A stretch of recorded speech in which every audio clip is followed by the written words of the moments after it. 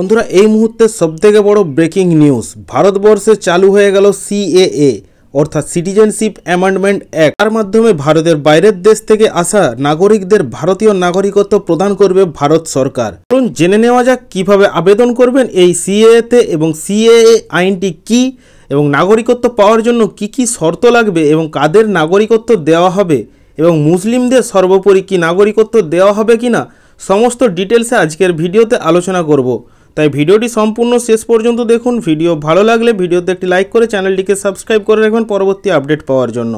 তো বন্ধুরা, ভারতের স্বরাষ্ট্রমন্ত্রী অমিত শাহ ইতিমধ্যেই কিন্তু ঘোষণা করে দিয়েছেন সিএএ অর্থাৎ সিটিজেনশিপ অ্যামেন্ডমেন্ট অ্যাক্ট। চলুন দেখে নেওয়া যাক কিভাবে আবেদন করবেন এই সিএএতে। দেখুন, এখানে বলাই হয়েছে 1955 সালের নাগরিকত্ব আইন 6B ধারায় অনলাইনে আবেদন করা যাবে। আবেদনপত্র পাওয়া যাবে কেন্দ্রীয় সরকারের ওয়েবসাইটে, যেটা হলো indiancitizenship.online.nic.in। আর সিএএ 2019 নামের মোবাইল অ্যাপের মাধ্যমে এই আবেদনপত্র পাওয়া যাবে, এমনটাই বিজ্ঞপ্তিতে বেরিয়ে আসছে।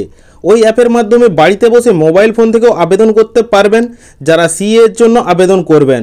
অর্থাৎ বুঝতেই পারছেন যে ওয়েবসাইট এবং মোবাইল অ্যাপ দুটোর মাধ্যমেই কার্যকর হবে। পরবর্তীতে দেখুন বলেছে কাদের নাগরিকত্ব আইন আবেদন করতে হবে।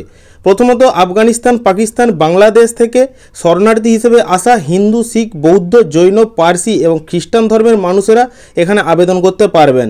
এই বিজ্ঞপ্তিতে মুসলিম সম্পর্কে কোনো আপডেট কিন্তু দেওয়া হয়নি, অতএব বুঝতেই পারছেন মুসলিমদের কি হবে সেই নিয়ে একটা জিজ্ঞাসা চিহ্ন থেকেই যাচ্ছে। এরপর বলছে দেখুন মূলত আবেদন করতে হবে যারা ওই দেশগুলি থেকে ভারতে এসেছিলেন 1971 সালের পরে এবং 2014 সালের আগে, তারাই একমাত্র আবেদন করতে পারবেন এই প্রক্রিয়ায়। এরপর বলেছে দেখুন প্রসঙ্গত সেই বছরেই স্বাধীন বাংলাদেশ রাষ্ট্রের জন্ম হয়, আর সেই সময় থেকে 2014 সালের 31শে ডিসেম্বর পর্যন্ত যারা ভারতে এসেছিলেন তারাই সিএর মাধ্যমে নাগরিকত্ব পাবেন।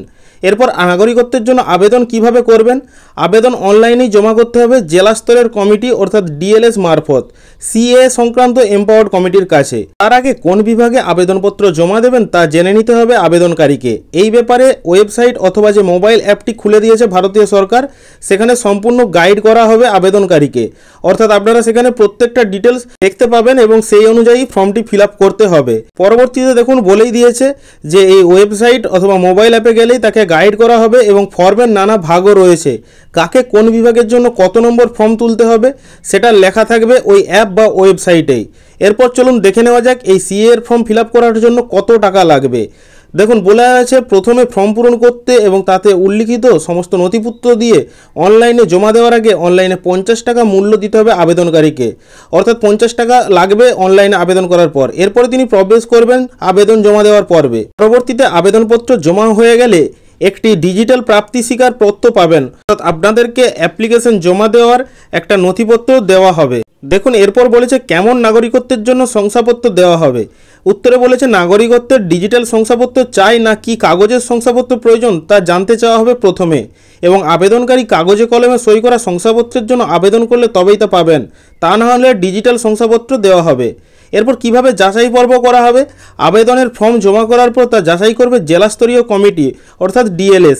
যাচাই হওয়ার পর ডিএলএস ইমেল অথবা এসএমএস মারফত আবেদনকারীকে জানাবে এবং কবে কখন ডিএলএস এর কাছে আসল নথিপত্র নিয়ে দেখা করতে হবে সেটাও জানানো হবে তারই পর। পরবর্তীতে সমস্ত যাচাই সম্পূর্ণ হলে আবেদনকারীকে ভারতের নাগরিকত্ব দিয়ে আনুগত্যের শপথ গ্রহণ করাবেন ভারপ্রাপ্ত আধিকারিক। তবে তথ্যে ঘাটতি হলে আবেদনকারীকে উপযুক্ত নথি জমা করানোর জন্য বলবে ডিএলএস। যদি কোনো আবেদনকারী প্রয়োজনীয় নথি জমা না করতে পারেন, সেই প্রক্রিয়ার জন্য সশরীরে উপস্থিত না হন কিংবা শপথ গ্রহণের জন্য সশরীরে হাজিরা না দেন, তবে সেই আবেদনপত্র বাতিল করা হবে এমনটাই জানা যাচ্ছে। অর্থাৎ যিনি আবেদন করবেন তাকে ফাইনাল দিন অর্থাৎ যেদিন সম্পূর্ণ যাচাই প্রক্রিয়া সম্পন্ন হবে সেদিন সশরীরে উপস্থিত থাকতে হবে। এরপর চূড়ান্ত পর্বে এম্পাওয়ার্ড কমিটি পুরোটা দেখে সমস্ত তথ্য যাচাইয়ের জন্য প্রয়োজনে আরও অনুসন্ধান করতে পারে।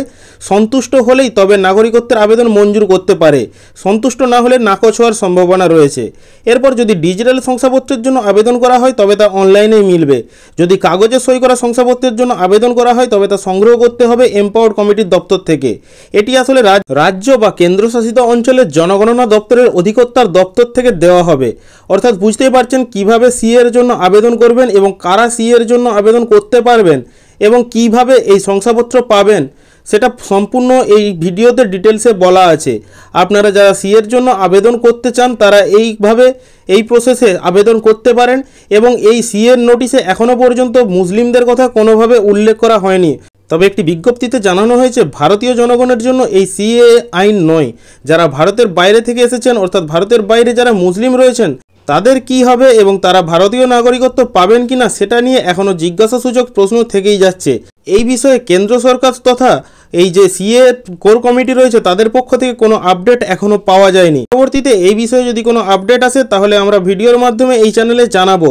তবে ভারতীয় স্বরাষ্ট্রমন্ত্রী অমিত শাহ তিনি সরাসরি জানিয়েছেন যে সিএ আইন নিয়ে মুসলিমদের কোনো সমস্যার কারণ নেই, কারণ সিএ আইন কারো নাগরিকত্ব কেড়ে নেওয়ার জন্য নয়। অর্থাৎ বুঝতেই পারছেন যে সিএ অ্যাপ্লাই করতে কত টাকা লাগবে, কিভাবে আবেদন করতে পারবেন এবং কারা কারা আবেদন করতে পারবেন সমস্তই এই ডিটেলসে ভিডিওতে জানিয়েছি। আপনাদের মতে কি সিএ আইনকে আপনারা সমর্থন করেন নাকি সমর্থন করেন না তা আপনারা ভিডিওর কমেন্ট বক্সে অবশ্যই কমেন্ট করে জানাবেন। ধন্যবাদ।